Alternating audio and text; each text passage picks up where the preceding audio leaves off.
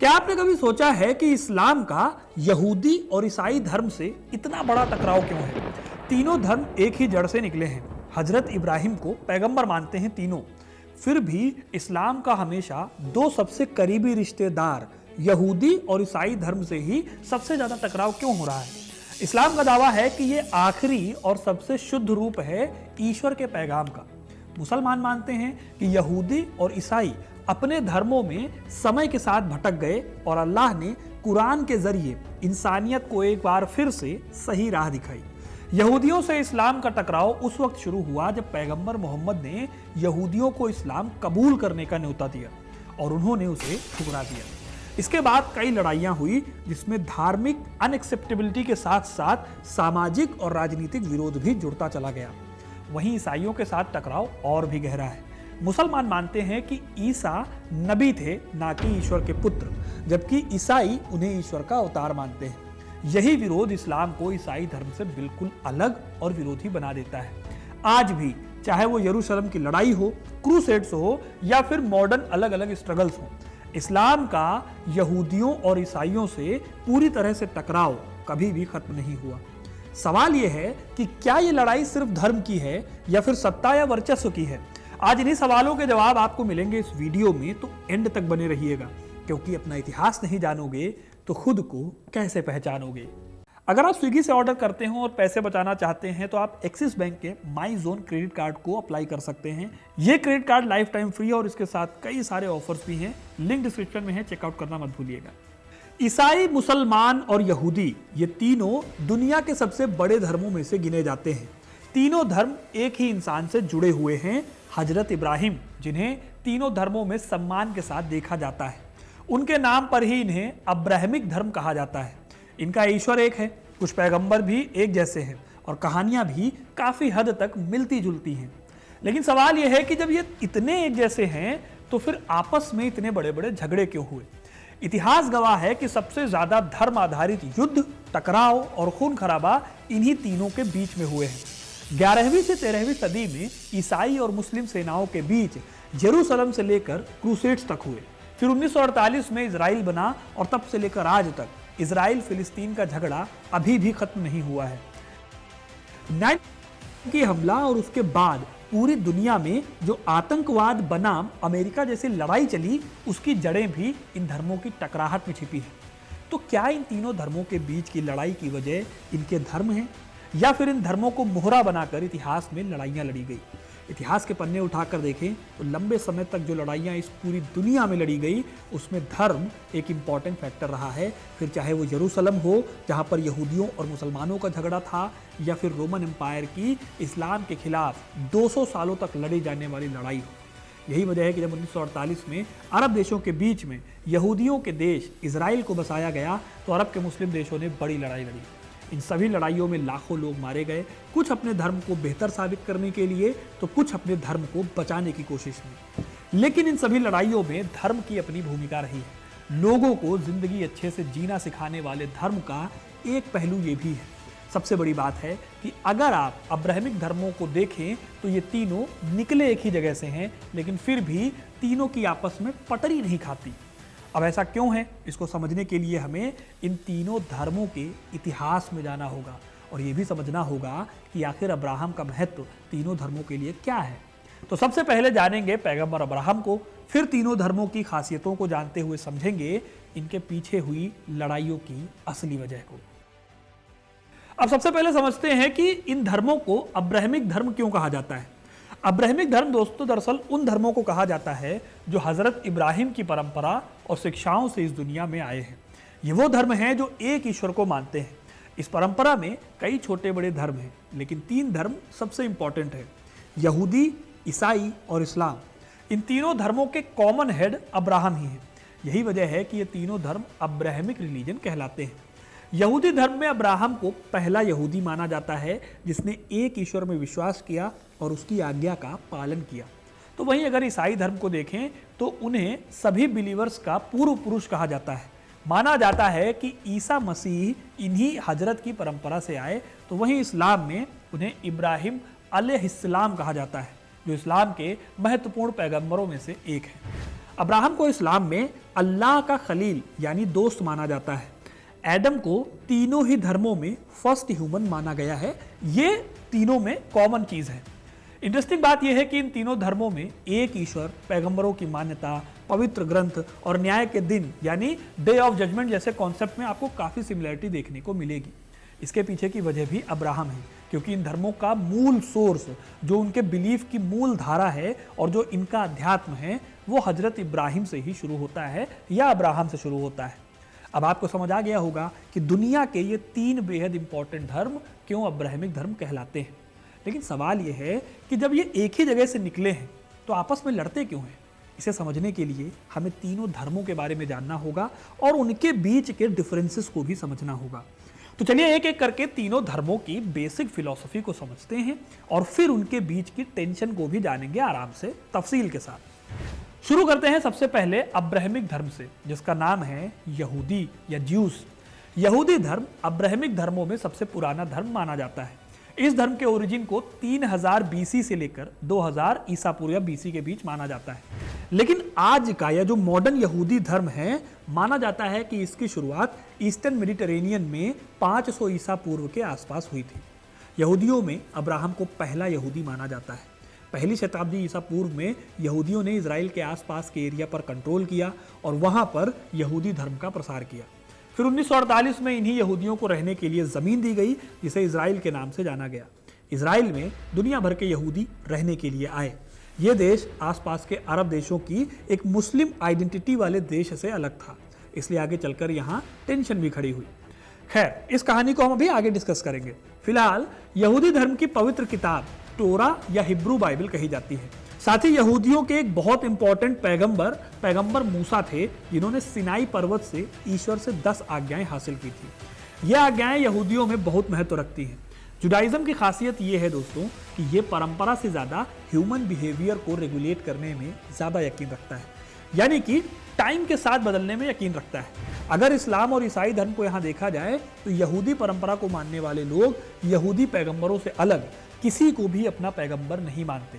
यही एक मेन वजह है जिसकी वजह से ईसा मसीह यहूदियों के पैगंबर नहीं है। खास तौर पर इस्लाम के पैगंबर मोहम्मद को भी यहूदी अपना प्रॉफिट कंसीडर नहीं करते।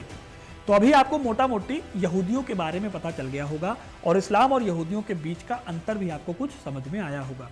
यह और क्लियर होगा जब हम अभी बात करेंगे ईसाई धर्म से, जो कि यहूदी धर्म से ही निकला है। दोस्तों, अब्राहमिक धर्मों में ईसाई धर्म सबसे बड़ा है। इसे मानने वाले लोग पूरी दुनिया में 2 अरब से भी ज्यादा है। इसकी शुरुआत हुई थी पहली शताब्दी में और ये यहूदी धर्म की शाखा के रूप में निकलकर आगे चलकर एक फुल फ्लेजेड धर्म बना था। माना जाता है कि ईसा मसीह ने 4 ईसा पूर्व में अपने जन्म से लेकर 27 ईस्वी में अपने क्रूस पर चढ़ाए जाने तक इस धर्म का प्रसार किया। दोस्तों, ईसाई धर्म में माना जाता है कि यीशु ईश्वर के पुत्र हैं। आगे चलकर साल 1054 ईस्वी आते आते चर्च के अंदर कुछ बातों को लेकर डिफरेंसेस बढ़ने लगे। झगड़ा इस बात पर था कि चर्च का सबसे बड़ा नेता कौन होगा। इसी के चलते रोमन चर्च और ऑर्थोडॉक्स चर्च के बीच में बंटवारा हो गया। यह बंटवारा रोम और कॉन्स्टेंटिनोपल के ईसाइयों के बीच का बंटवारा था। इसी को ईसाई धर्म के इतिहास में ग्रेट स्किज्म कहा जाता है। आज भी कैथोलिक और ऑर्थोडॉक्स चर्च अलग अलग है, लेकिन दोनों ईसाई धर्म के हिस्से हैं। फिर 16वीं शताब्दी में एक बड़ा बदलाव आया जब मार्टिन लूथर नाम के एक सुधारक ने ईसाई धर्म में सुधार को लेकर आंदोलन चलाया। इससे ईसाई धर्म के 2 हिस्से हुए, एक कैथोलिक, दूसरा प्रोटेस्टेंट। अब दोस्तों, बात करें ईसाई धर्म की तो यीशु खुद एक यहूदी थे। वो रोमन एम्पायर के पैलेस्टाइन में जन्मे थे। ईसाई धर्म की मुख्य किताबों में ओल्ड टेस्टामेंट और न्यू टेस्टामेंट आते हैं। ईसाइयों का मानना है कि ईश्वर असल में 3 देवों से मिलकर बने हैं, the Father, the Son and the Holy Spirit.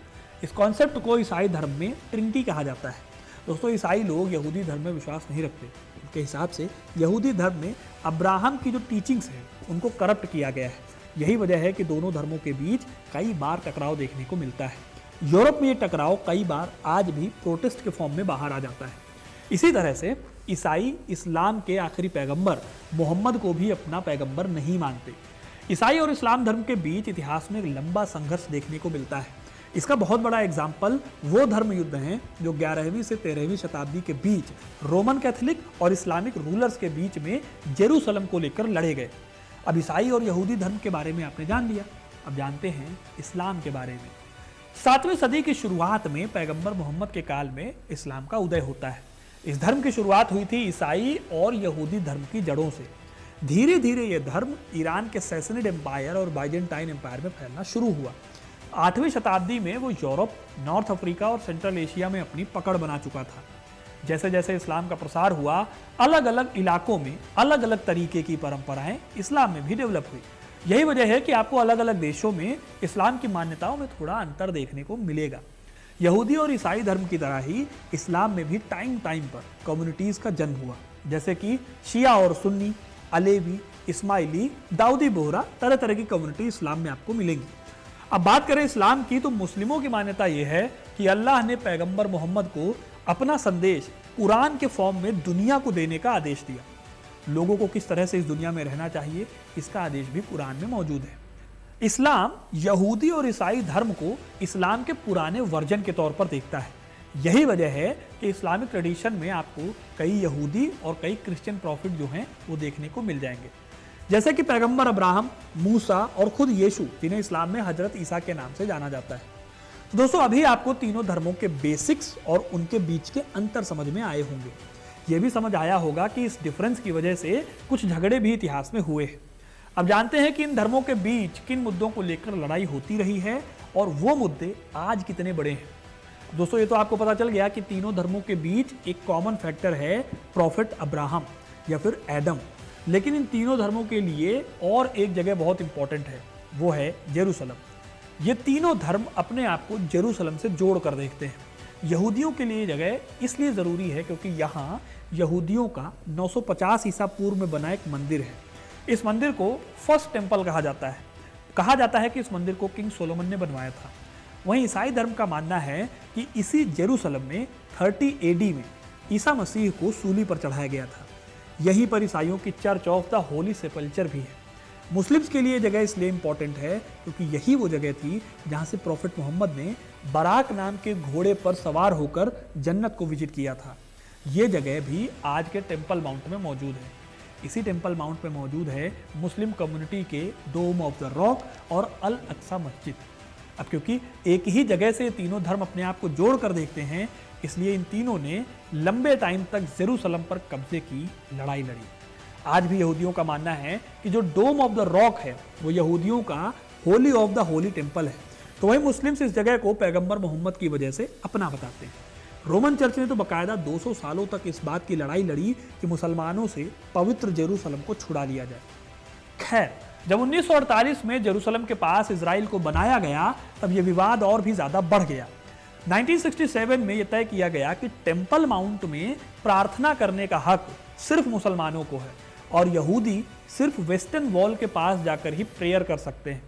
इस फैसले ने दोनों साइड के कट्टर धड़ों को नाराज कर दिया, जिसकी वजह से आज भी ये एक प्रॉब्लम बनी हुई है। तो दोस्तों, ये हैं इन तीनों धर्मों के बीच की लड़ाई की वजह। लेकिन क्या सचमुच ये सभी लड़ाइयाँ धर्म की वजह से हैं?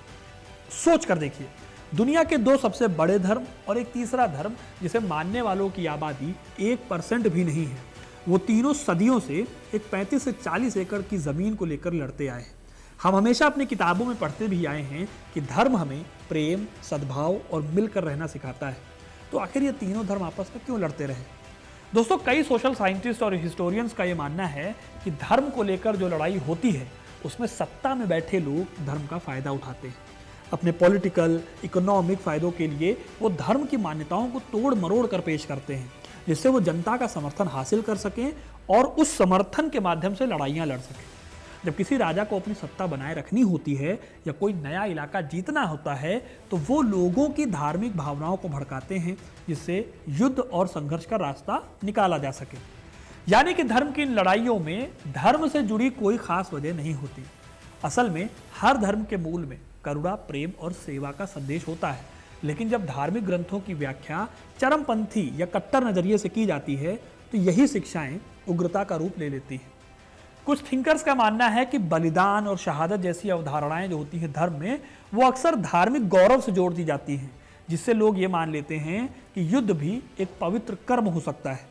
एग्जाम्पल के लिए 11वीं सदी में लड़े जाने वाले धर्म युद्ध को भले ही इस्लाम वर्सेस ईसाई धर्म की लड़ाई को लेकर देखा जाता हो, लेकिन इसमें भी पॉलिटिकल मोटिव्स थे।